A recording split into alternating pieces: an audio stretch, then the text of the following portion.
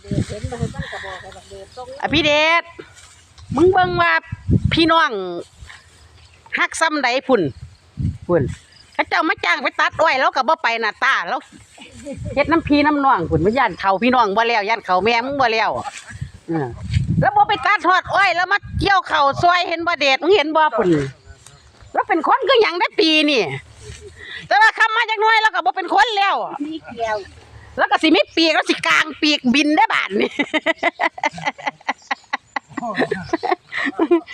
เด็ดมึงมังลูกสาวดีงานดีดองมาพุ่น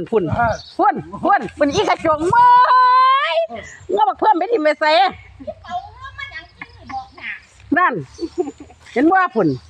มึงบางคนมันน่าเด็ดละไปได้ขี้เดียด